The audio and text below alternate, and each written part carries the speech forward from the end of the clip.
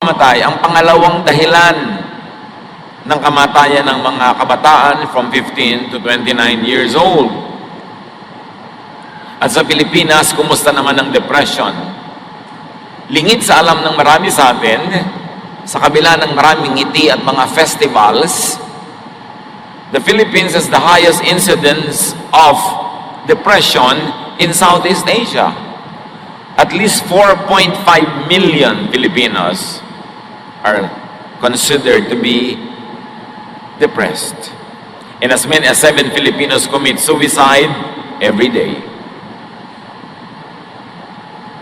Noong 2011, according to the World Health Organization, 16% of Filipino students aged 13 to 15 had seriously considered suicide, and 13% had actually attempted suicide. Sa Visayas, lalo sa Cebu, the highest seekers of counsel are high school students and wives of OFWs. Ito isang epidemic na halos hindi nahahalata, hindi napapansin, at kung minsan ay ayaw kilalanin dahil may kasamang stigma o negative image. What are the causes of depression in the Philippines according to studies? Karamihan, family and social issues. Di pagkakaunawaan sa pamilya at sa mga kaibigan, relationship and bullying among teens, yung nape-pressure ng barkada, at idagdag na natin ang religious bullying, yung mga lagi na lamang sinisita, binabantayan at sinasakal ng mga relihiyoso, natural disasters, of which we have abundance of, ay dahilan din ng napakaraming depression. Depression ng mga survivor at depression ng mga social workers at ibang kamag-anak na nagsusuporta sa mga survivors. According to studies, one great cause of depression in our country is traffic and poverty, including academic work. Paano ba nalalaman at nasusukat o nahahalata ang depression?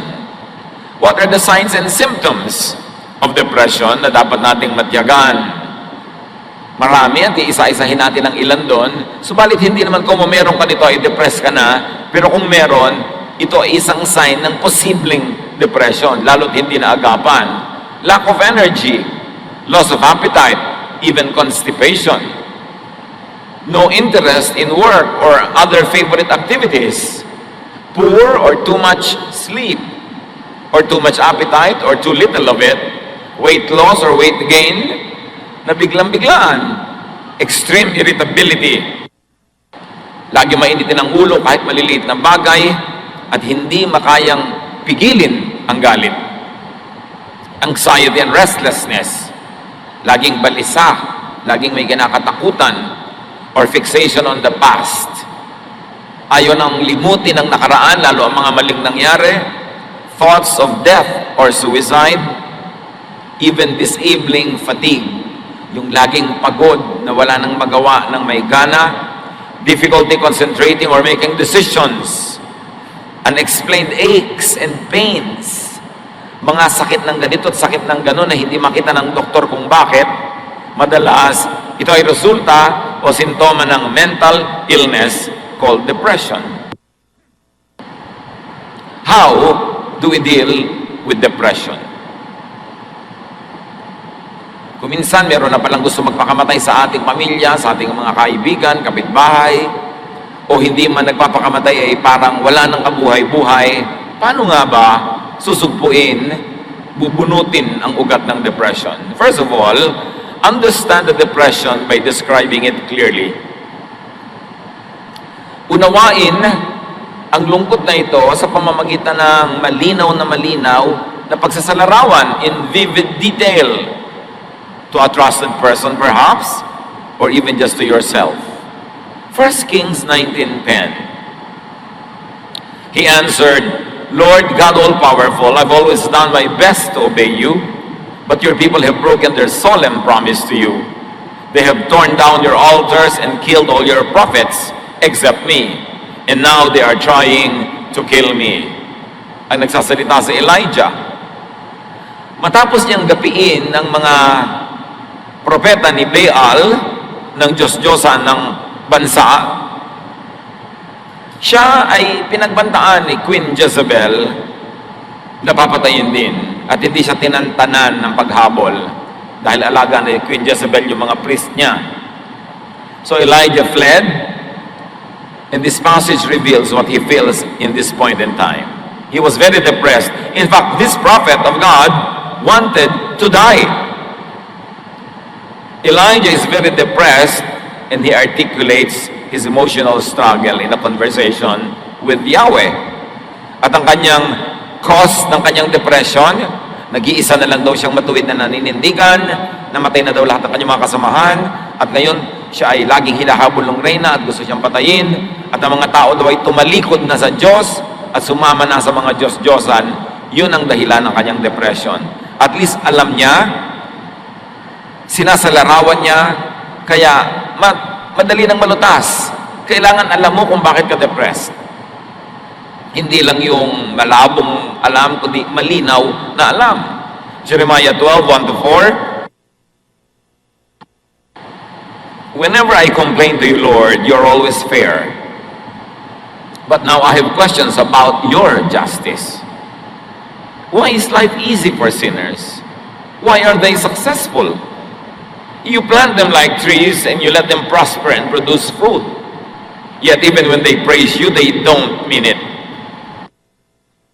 But you know, Lord, how faithful I've always been, even in my thoughts.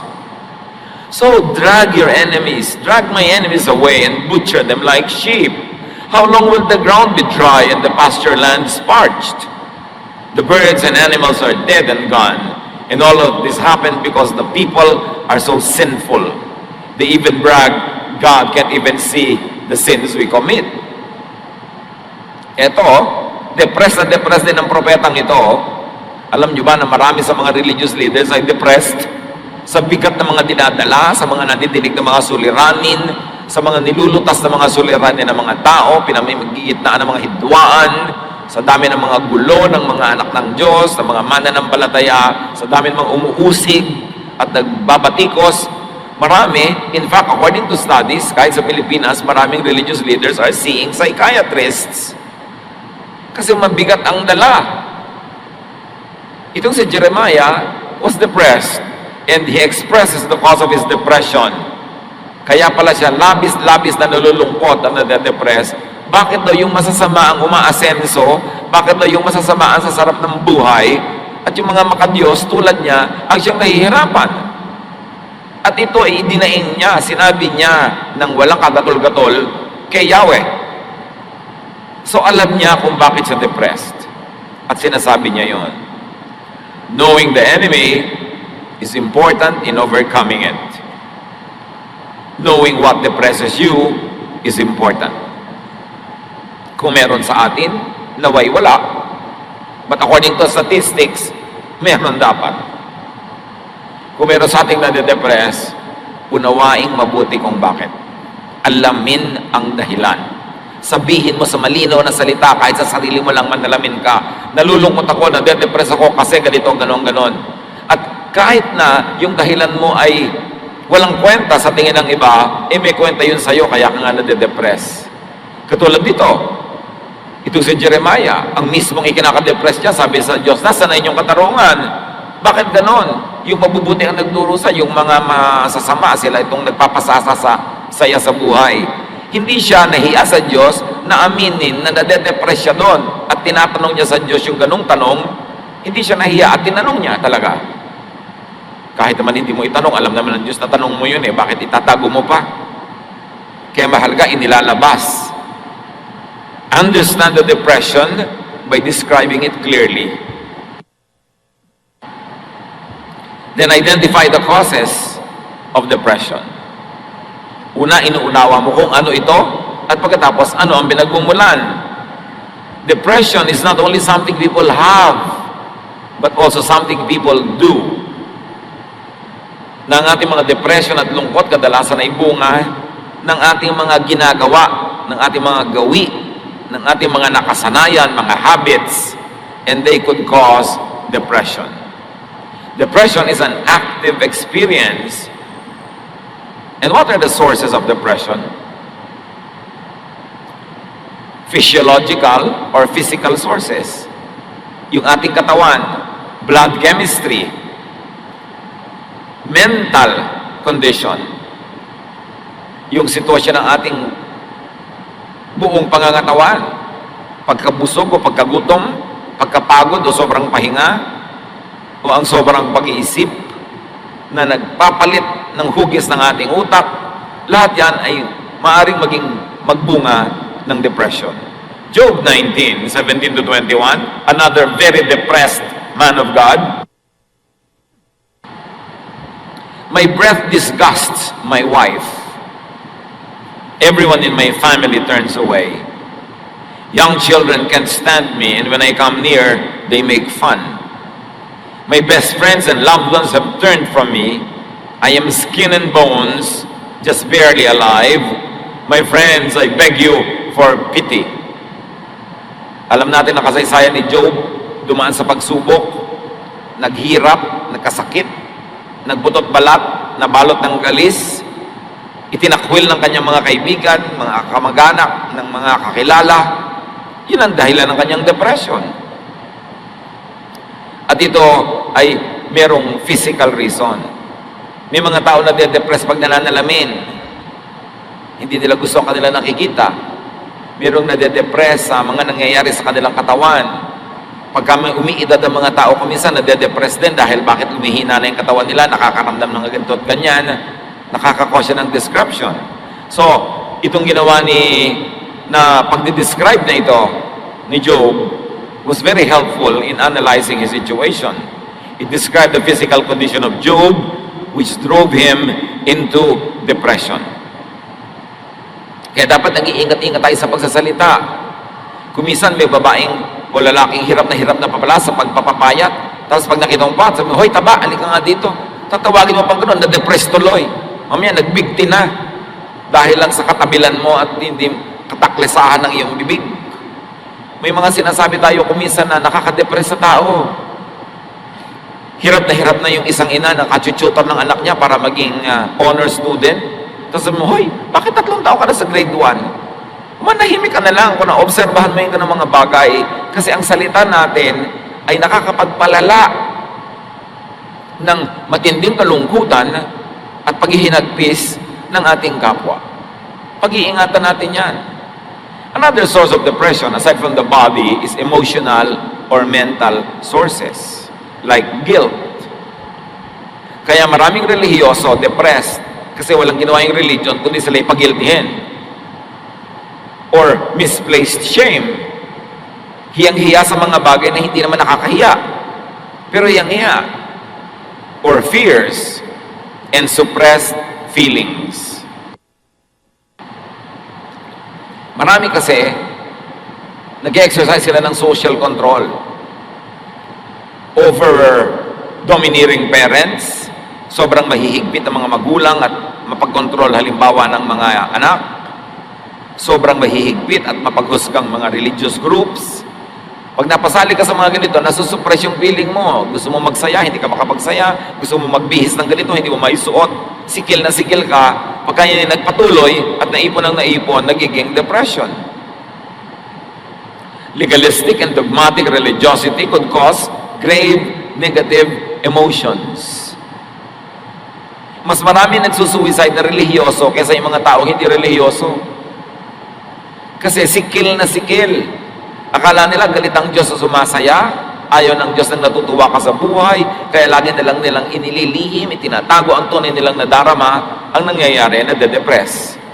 Kaya si Jesus ay nagagalit sa mga relihiyosong taong sobrang magpahirap sa mga tagasunod sa kanila. Binibigyan ng mga impossible expectations. Matthew 23:4, sabi ni Jesus, ang ganito daw ng mga religious leaders, they pile heavy burdens on people's shoulders and won't lift a finger to help. Sa 1 Samuel 18:6-11, dito ay i-describe kung paano pinuri ng mga babae sa Israel ang mga nagawa ni David sa giyera, na insecure tuloy itong si Haring Saul. David had killed Goliath, the battle was over.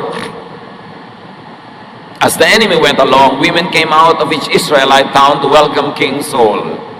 They sang, Saul has killed 1,000 enemies. David has killed 10,000. This song made Saul very angry, and he thought, they are saying that David has killed 10 times more enemies than I ever did. Next, they will want to make him king. Saul never trusted David again. Nakita nyo, dahil sa kanta ng mga kababaihan na yon, na insecure yung king, at napahamak din si David. Meron kasi mga tao hindi nag-iingat sa sinasabi nila. Huy, bakit ang ate mo mas mataas ang grade kesa sa'yo? Nakaka-depress ka na pala. Bakit mas maganda siya kesa sa'yo? Bakit ganyan? Ang mga pinsan mo successful, ikaw hindi. Comparisons. So these women were comparing David and Saul.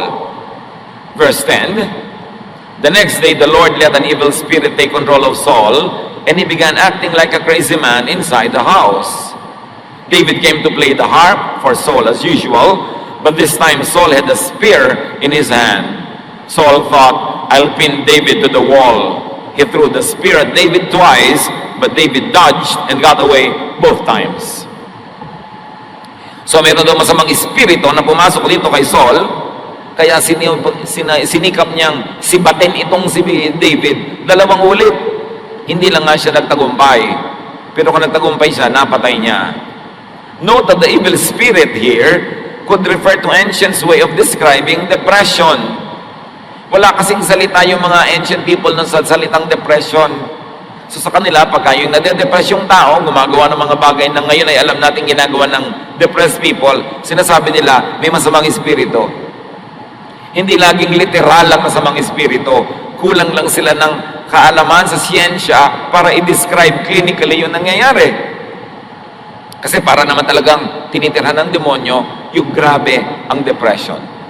Kung hindi pinapatay ang sarili, pumapatay ng iba. So identify the cause or causes of depression. In Saul's case, it was envy. Envy that was encouraged, nurtured by these women who were singing songs that made the king insecure. Pero silang pananagutan doon kung bakit nagkaganon din yung hari. Another way to deal with depression is to uproot the causes of it. 1 Samuel 16, 14 to 19. The Spirit of the Lord had left Saul, and an evil spirit from the Lord was terrifying him. In other words, peaceful thoughts were not in his mind anymore, and he was filled with very troubling, depressing thoughts. It's an evil spirit from God that's frightening you, Saul's officials told him. Your Majesty, let us go and look for someone who is good at playing the harp. He can play for you whenever the evil spirit from God bothers you, and you will feel better. Dito maraming naguguluhan na nagbabasa ng Biblia, bakit ito pinapayagan ng Diyos yung evil spirito na maglabas-masok kay Saul. Terminology nga ng mga sinaunang tao for depression. So nung umalis sa kanya ang matino at tahimik na pag-iisip, syempre ang pumalit, magulo at violent na pag-iisip. At sabi ng kanyang mga tauhan, maghahanap po kami ng musikero, yung magandang tumugtog. At yung kayo ay ginugulo ng espiritong yan sa inyong utak, tutugtog siya at kayo mapapayapa. All right, Saul answered, find me someone who is good at playing the harp and bring him here. A man named Jesse who lives in Bethlehem has a son who can play the harp. One official said, he's a brave warrior, he's good looking, he can speak well, and the Lord is with him. Again, the evil spirit is thought to be the cause of the king's bad mood.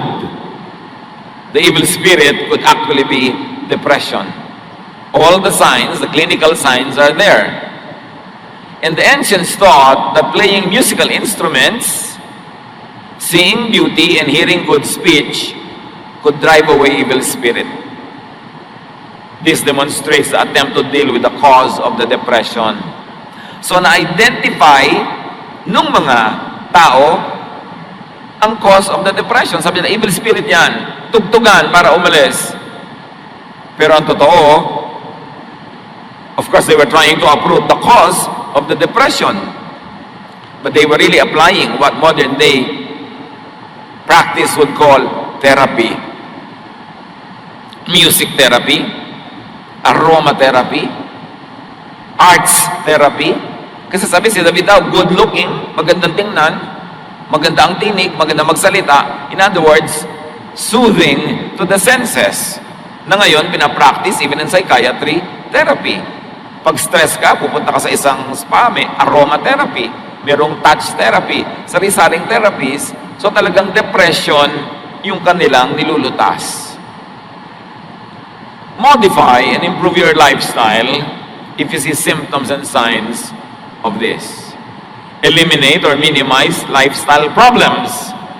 At ito ang ina-identify ng modern science na nagiging cause ng maraming incidents of depression. Overworking.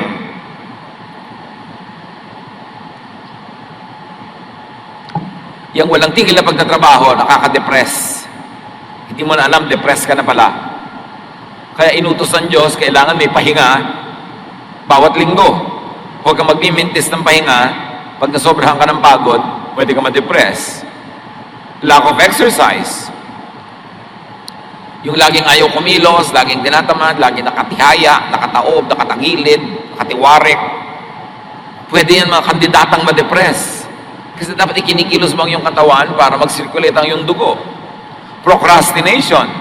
Yung lahat ng gusto mong gawin sa buhay na inuurong mo, pinapabukas-bukas, nagigilty ka rin sa kalooban mo na hindi mo nagagawa yung trabaho, nai-stress ka na marami kang unfinished work. So procrastination o pagpapaliban ng dapat gawin can also cause depression.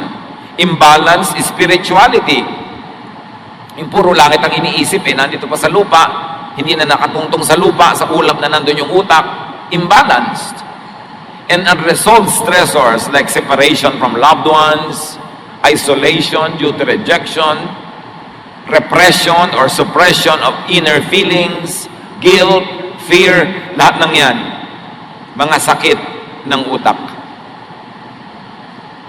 Know and solve the cause. Proverbs 12:25-26, worry is a heavy burden, but a kind word always brings cheer. You are better off to do right than to lose your way by doing wrong. So ano daw yun? Worry is a heavy burden. Pag worrier ka, tendency, madedepress ka. Walang ginagawa kundi mag-alala, mag-isip, matakot, mangamba. Pero sabi, yung mabuti, mabait, magandang salita, nakakapagpasaya. So may nagwo-worry na nga, pagpasok mo, dadagdagan mo pa. Hindi siya sumaya. Lumala ang kanyang nararamdaman. You see the ministry of words? With the words that we say, we can hurt or heal people. We can encourage or discourage. We can be a blessing or a curse. Kaya maganda, iniingatan ng salita, binibitawan yung mabuti, mabait, nakakapagpasaya, nakakapagpatibay ng loob, hindi nakakasira ng loob. And this Proverbs 12 is a warning against worrying. And it's a prescription to hear and say kind words. Not only to hear, but also to say. Pag tayo ay nagsasalita ng mababait na mga pananalita, nakakapagpagaling ng damdamin, nakakapagpasaya, nakakapagpatahimik, tayo may nakikinabang. Kasi tayo man ay natatahimik at napapayapa. Ang hindi alam ng mga mahilig manakit sa pamamagitan ng salita, ay una na nilang sinasaktan ang sarili nila bago pa man nila masaktan yung kanilang kausap. Because you keep what you give away. Ang ginagawa natin sa kapwa, tumatalbog at bumabalik sa atin. Kaya ang bawat pananakit natin, nasasaktan din tayo. Meron tayong espiritu ng Diyos na nakatira sa ating puso na pag may ginagawa tayo at sinasabing hindi maganda, ay una nang nasasaktan yung espiritong nasa ating puso. Tayo ang unang nadadawit. Tayo ang unang nasasaktan. Proverbs 23:4, be wise enough not to wear yourself out trying to get rich. Sa inyo, magpakatalino, huwag mong gasgasin ang iyong sarili sa pagpapayaman. Hindi ito warning against getting rich. It is warning against wearing yourself out trying to be rich. Hindi yung pagyaman ang minamasama dito, kundi yung pagpatay mo sa sarili mo, yumaman ka lang. Kaya kailangan, balanse pa rin. Kahit ka nagsisikap, may pahinga ka, meron kang entertainment, meron kang relaxation, at meron kang giving, meron kang charity. Balance ang buhay mo. Proverbs 23:19-21. Listen, my child, be wise and give serious thought to the way you live. Don't associate with people who drink too much wine or stuff themselves with food. Drunkards and gluttons will be reduced to poverty. If all of you do is eat and sleep, you will soon be wearing rags. Again, this is an exhortation for lifestyle change. Piliin mo yung mga kasama. Huwag kang sumama sa mga lasenggo, sa mga sobrang masisiba, mga matatakaw. Walang ginawa kundi mag-inuman, magkainan, ipaghihirap mo yan. Sabi ganun, kung tulog ka lang ng tulog, ang susunod mong isusuot at ibibihis, basahan, maghihirap ka. So it's an exhortation to change lifestyle by changing a social life, by changing friends. So eliminate and minimize lifestyle problems. Meron ito mga depression na dala-dala ng ating social life. Dala-dala ng mga uri ng tao na ating sinasamahan at inilalagay sa ating mundo. Another way to resolve depression is to resolve conflicts.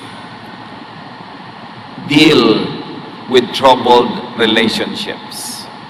Kailangan pangasiwaan na mabuti ang ating mga relasyon na nalamatan, nalagot, nasira, na damage, past or present.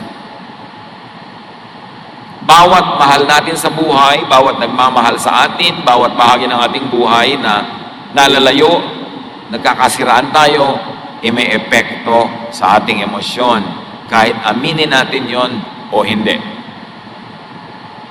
Proverbs 79, you will keep your friends if you forgive them. But you will lose your friends if you keep talking about what they did wrong. So itinuturo dito, may mga kaibigan ka, may investment ka na dyan, emotional investment, time investment, sometimes financial investment din. Pagkatapos mag-aaway kayo, hindi mo papatawarin, hindi kayo magpapatawaran. Sayang naman ang lahat. Tapos magsisiraan pa kayo. Hindi pa yung pampaganda ng buhay, pampapangit. Kaya sabi, kung hindi mo papatawarin na nagkakamali sa'yo, mauubos lahat ng tao sa mundo mo. Kasi lahat magkakamali rin. Panapanahon lang. At mawawala lahat ng kaibigan mo pag ipinamamalita mo lahat ang mga mali nilang ginagawa. Ang ibig sabihin lang, magpakatino ka. Keep your friends, keep your relatives, keep people around you by forgiving them if they commit a mistake and by not talking about them again, behind their backs. Huwag mo silang gawing topic pag wala sila. Para hindi lumayo ang loob kasi malalaman at malalaman nila na pinag-uusapan nila ninyo sila at magagalit at lalayo sila sa inyo. At pag may nasisirang relasyon, na-offend ka, nasaktan, sabi ni Jesus, Matthew 18:15, if one of my followers sins against you, go and point out what was wrong, but do it in private, just between the two of you.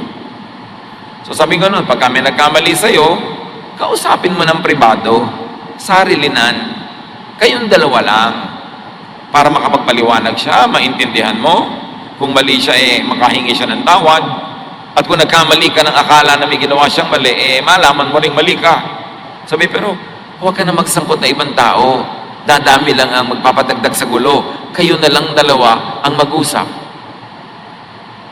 Kung gusto mo talagang magkasundo kayo, siya ang kausapin mo. Huwag mo siyang gawing topic ng usapan pag iba ang iyong kausap. Kasi gulo ang pupuntahan ng ganong paraan. Resolve conflicts. Kung meron tayong mga nasirang mga relasyon, habang hindi natin inaayos, yun ay isang sama ng loob na nasa loob ng ating puso. Can you imagine? Sama, tapos nasaan? Nasa loob. Sino ang masisira? Di ikaw. Sama ng loob. Ito yung may sama ka ng loob sa tao, hindi mo pinagtatapat, hindi mo sinasabi, hindi siya nagkakaroon ng pagkakataong ipaliwanag ang kanyang sarili o kaya ay humingi ng tawad. Di, kim mo yung sama ng loob. Sinong sisirain nun kundi ikaw? At pagka yun ay ipinaghalo-halo mo pa yung mga iba pang mga pinag-usapan na natin na cause that depression, ikaw talaga ay made-depress. At sometimes, wala kang kamalay-malay, ano ba talaga ang tunay na dahilan? Bakit ka matamlay? Bakit ka walang sigla? Bakit ka natatakot? Bakit ka bugnutin? Yung pala, may depression. A sure way to deal with depression is to do good. Gumawa ng mabuti. Affirm and improve your self-worth and that of others. Make yourself and others feel good. Connect with positive people and feelings. Give yourself and others pleasure and satisfaction. Make yourself and others happy. Sa madaling salita, iwasan o bawasan o tanggalin ang depression sa pamamagitan ng kaiga-igaya, masayang pakiramdam. Pasayahin mo ang iyong sarili, pasayahin mo ang iyong kapwa, at sa climate of happiness, you will thrive. Your emotions will heal. The best part of you will come out, and you will be a good product of God's work. Proverbs 14:22, you will earn the trust and respect of others if you work for good. If you work for evil, you are making a mistake. Yan, lagi kang gumawa ng mabuti. Yan ang tamang gawin. Pag may ginagawa kang hindi mabuti, nagkakamali ka sa landas na yung tinatahak. Kasi lahat ng itinatanim ay inaani. At lahat ng inaani, nagbubunga talaga yan. Dumadami. So magtanim ng mabuti para umani ng mabuti. Ang itinatanim nating masama, inaani din natin sa ating buhay. Magandang ministry to make yourself and others feel good, not feel bad. May mga tao, gifted sila at making people feel bad. Pinapalungkot, nilalait, minamaliit, iniinsulto, kinakawawa, sinasaktan. Hindi yun ang makadiyos na paraan ng pamumuhay at pakikipagkapwa. Sabi sa Ecclesiastes 8:15, so I think we should get as much out of life as we possibly can. There is nothing better than to enjoy our food and drink and to have a good time. Then we can make it through this troublesome life that God has given us here on earth. Sabi niya, alam niyo kung ano ang aking natanto? Dapat matanggap mo mula sa daigdig, mula sa buhay, mula sa langit, ang lahat ng pwede mong matanggap na magagandang bagay. Wala nang hihigit pa na karanasan kaysa masarapan ka sa iyong pagkain, sa iyong iniinom, at masayahan ka sa dumadating at dumaraang oras. Sabi ganon, pag masaya ka, pag nag-e-enjoy ka, malalampasan mo ang lahat ng hirap dito sa mundo. So, napakahirap ng buhay, sabi ni Solomon, maraming pagsubok, maraming sakit, pero kailangan, para ka mag-survive, may enough deposit ka of happiness in your heart. Kasi maraming mag-withdraw dyan. May mahal ka sa buhay na mamamatay, mayroong makakasakit, may mapapahamak, may mapapariwara, mayroong mabibigo, at pwede mangyari rin yun sa iyong buhay. Pwede kang malugi sa negosyo, tapuan ng sakit, madapa, masagasaan, pwede kang iwan ng pinagtitiwalaan mo, o kaya dayain ang iyong pinagtiwalaan. Ang daming pwedeng hampas na dumating sa buhay na ito. Kaya sabi ni Solomon, dapat marami kang inipong saya sa loob ng puso mo. Tuwing kaya mong kumuha ng saya, ilagay mo kahit maliit lang. Pwede kang magsaya, ilagay mo. Meron kang pasayahin, pasayahin mo para marami kang deposit. Dahil hindi titigil ang universe ng withdraw mula sa iyong bank of happiness. Kung ang konti-konti ng iyong inilagay, inimbak na kasiyahan sa puso mo, sa puso ng iba, ayun, pag dumating ang mga paghirap ng buhay, mga pagsubok, bago sabihin na yun ay spiritual o emotional, may nai-eliminate. Sabi sa Proverbs 28:26, it is foolish to follow your own opinions. Be safe and follow the teachings of wiser people. So dapat magpa-counsel ka sa spiritual counselor, sa clinical counselor, para malaman kung ano ba talaga yung gumugulo sa iyong buhay. At huwag kang mahiya na magpa-counsel. Pagka nakakakita ka na ng buwan doon sa tasa, pag nakakarinig ka na ng mga umaawit sa iyong tenga na wala naman, kailangan mo ng counselor at huwag kang mahiya, huwag mong itago yan kasi you need help. Hindi mo pwedeng pagalingin ng sugat kung tatakpan mo. Kailangan mo siyang tanggalan ng takip, ibunyag, ihayag, langgasin kahit mahapdi, linisin para gumaling. Pero yung tatakpan, mabubulok sa loob. Kaya kung tayo nade-depress, dapat nating sabihin sa isang napagkakatiwalaan o sa isang spiritual or clinical counselor para tayo matulungan kung hindi na natin kayang tulungan ang ating sarili. People who want to stop taking medication must first consult their doctor. I want to emphasize this kasi may mga tao na mga depressed, meron silang mga iniinom na gamot, kung minsan may biglang magka-counsel sa kanila, ay itigil mo ang pag-inuman ng gamot. Kailangan itatanong mo sa doktor yan bago mo itigil, huwag kang makinig kung kani-kanino. Kasi may mga tumitigil na biglang nasisira ang chemical balance sa kanilang katawan at biglang tumatalon mula sa building. I have a friend who jumped from a building in Europe kasi he was taking antidepressant treatments. In-advise lang siya bigla ng kanyang weight consultant, yung nagpapapayat sa kanya, na itigil ang mga ganito, itigil ang mga ganon, itinigil naman niya, yung pala, naggrabe na ang depression na nangyari doon sa tao at tumalon sa building. One of the finest persons I know on earth jumped off a building and died because of improper medical advice. Lalong-lalo yung mga pagtitigil ng gamot o pag-inom nito, kailangan professionals ang tinatanong natin tungkol dyan. Meanwhile, most treatments in the Philippines of psychiatric or depression issues are medical and chemical instead of kind words. Di ba sinabi na sa Bible? Kind words. Kind words can heal. Correct words, encouraging words, faith, belief in God, fellowship with fellow believers. Nakakagaling yan. Pero madalas, sa mga professional sa Pilipinas, resetahan ka na lang ng gamot. Binibili mo, may instant relief.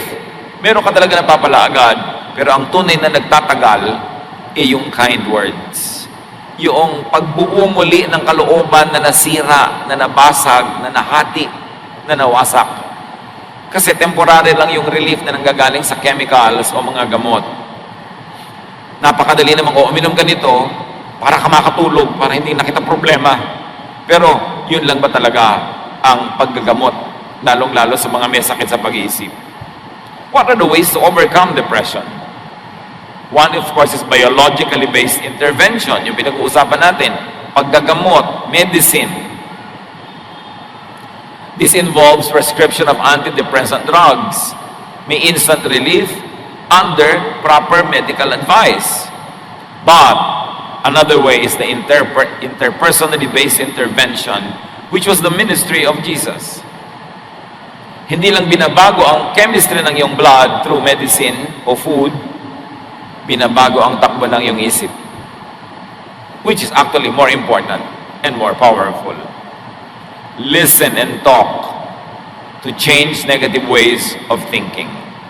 Pag negative kayo mag-isip, negative ang buhay, nakakatakot ang buhay, walang kwentang mabuhay, gusto ko nang mamatay, gusto kong pumatay, gusto ko siyang sirain, gusto kong manggiba ng mga tao, pag gano'n ka na mag-isip, kailangan mo ng makakausap na matino. Better kung professionally trained. Best kung clinically trained na spiritually developed pa. Tulad ni Pastor Gami, ang ating main counselor sa ating pamilyang day by day. He's not only a pastor, he's not only educated in the Bible, he also has clinical education in counseling. So nababalansin niya yung kanyang counsel. Napakahalaga, but you've got to talk to someone. And you've got to listen to someone. This is considered the more effective and longer-lasting treatment. Kailangang ilabas mo ang iyong niloloob, ihinga sa mapagkakatiwalaan. Huwag sa chismosa dahil bukas alam na ng buong barangay. Pinipili mo dahil lalo ka made-depress ngayon, dali ay yung pagbibigti. pagchismosa ang napagsabihan mo. Kaya kailangan pinipili mo yan. Pero kailangan, mga kapatid, makinig. Kung madilim na ang takbo ng ating isip, pinagditimla na tayo ng paningin, pangit na ang tingin natin sa buhay, wala na tayong pag-asa, puro negative, kailangan baguhin ang pag-iisip. Romans 12:2, be transformed by the renewing of your mind. Kailangan baguhin mo ang iyong ginagawa sa pamamagitan ng babaguhin mo sa iyong pag-iisip. Sa pag-iisip nagsisimula yan, at ang pinamumugaran ng dyablo ay ang ating utak. Lalo naman na yun ang dapat tahanan ng Espiritu ng Diyos, ang ating isip. Eliminate, minimize negative emotions. Pinag-usapan na natin ang maraming pinagmumulan yan. Identify what causes you to be afraid, to be negative, what causes you to think of bad things, to do bad things, and to say bad things. Dapat bunutin, tanggalin sa buhay. And very importantly, rest. Magpahinga. Madalas, nade-depress tayo, gutom lang o pagod lang. Mahalagang nagpapahinga ang tao and let people rest. Pagpahingahin natin ang mga tao. Gusto nilang magsaya para mabalanse ang mga lungkot nila, payagan natin, bigyan natin ng oras, bigyan natin ng lugar, bigyan natin ng pagkakataon. And stop judging, rejecting, and isolating people and yourself emotionally and spiritually. Huwag kayong magtampo ng magtampo, tapos mag-iisa, lalayo sa iba, magmumukmok. Pag nag-iisa ka, madali kang tuksohin ng dyablo. Pag wala kang ibang kausap na matino, dyablo lang ang kakausap sa iyo, anong lalaman sa utak mo? At napaka-importante, pagpahingahin natin ang mga tao. Pagod na yung asawa mo, hayaan mo muna magpahinga bago bungangaan. Dahil baka mamaya, ibuhos na niya sa iyo yung kumukulong sabaw. Dahil pinagdimlan na ng paningin. Kailangan yung anak mo nagkakanta bagsak-bagsak na sa school, bigyan mo muna siya ng pahinga from nagging. Huwag mo na siyang pilitin maging valedictorian. Pagpahingahin natin ang mga tao sa walang katapusan nating expectations, mga standards na inilalagay natin na hindi nila maabot-abot, yung paghahabol natin sa perfection, sa perfect relationship, sa perfect asawa, sa perfect anak, perfect magulang, nakakapagod yon sa kanila.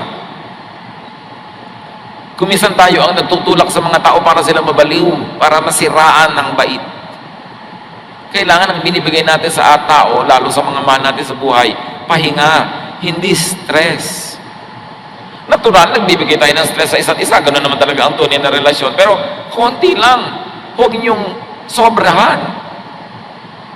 Understand, accept, and love people and yourself. The best antidote to depression is love. Pag alam mong mahal ka, alam mong tinatanggap ka, inuunawa ka, naku, hindi ka dadapuan ng depression. Covers over a multitude of sins. Yan lang naman ang tinuturo ni Jesus. Pag-ibig. Mahalin mo yung nagkakamali, patawarin mo siya. Mamahalin ka rin niya, papatawarin ka rin niya. Tahimik ang mundo. Pero subukan mo huwag magpatawad, hindi ka rin papatawarin. Hindi walang katapusang gera yan. Subukan mo magalit, magagalit din siya. Hindi walang katapusang stress. Is this the way you want to live? Dapat nababago ang ating pag-iisip, ang ating lifestyle, ang buhay natin araw-araw dahil kay Jesus. Dahil sa pag-ibig niya, hindi tayo dapat lagi natatakot.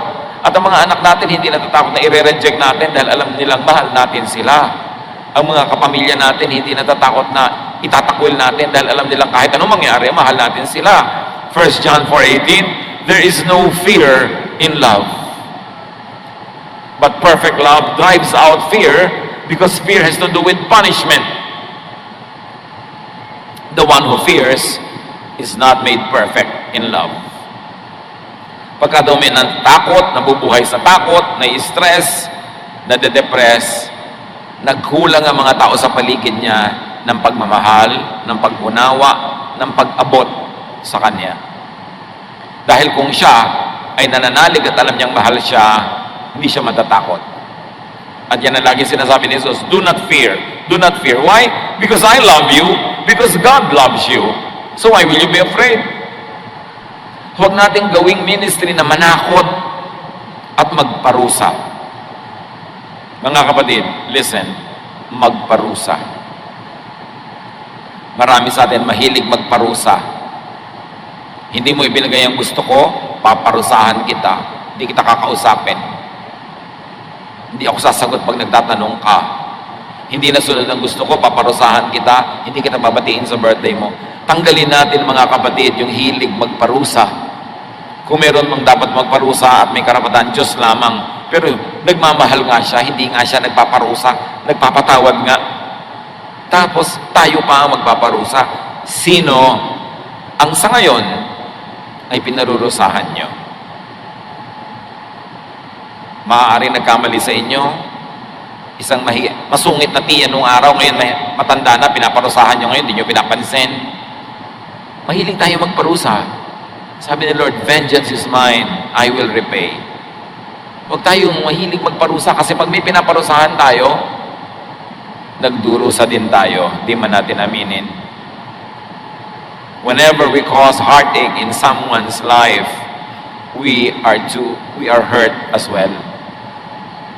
So have more of God. Enjoy God. And let people enjoy God.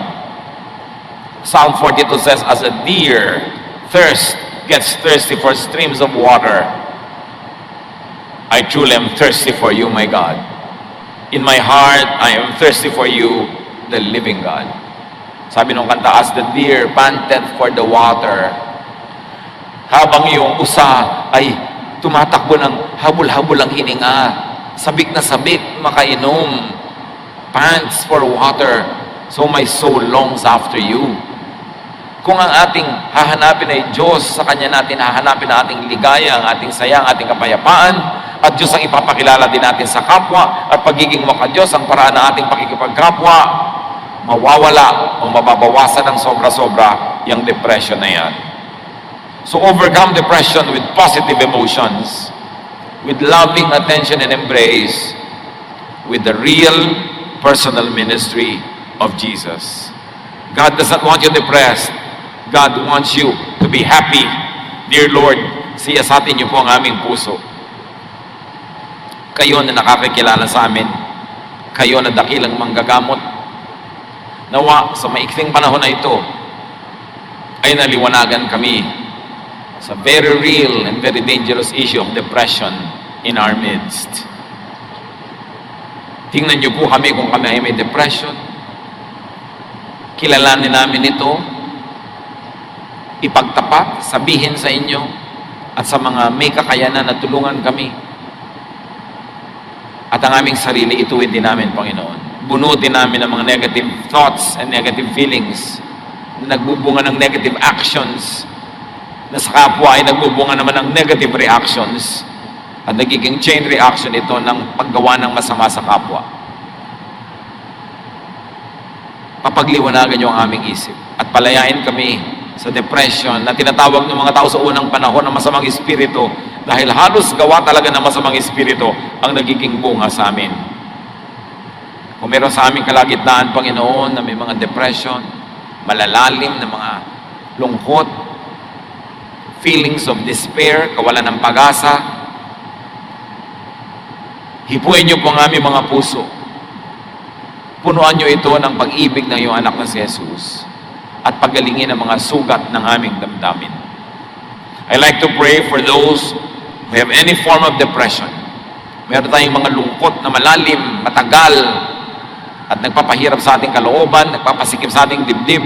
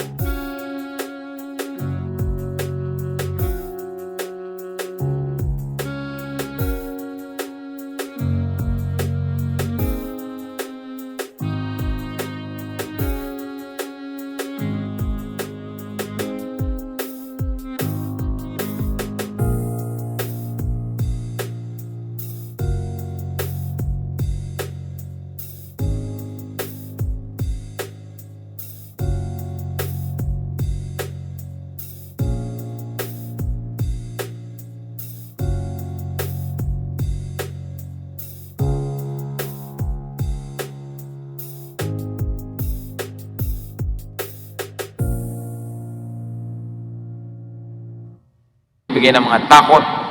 I'd like you to stand, we will pray, and we will ask the Lord, Jesus Christ, our healer, to heal our depression. Yes, Lord, your people are standing up before you because we recognize that you are our healer, you are our counselor, you are our therapist.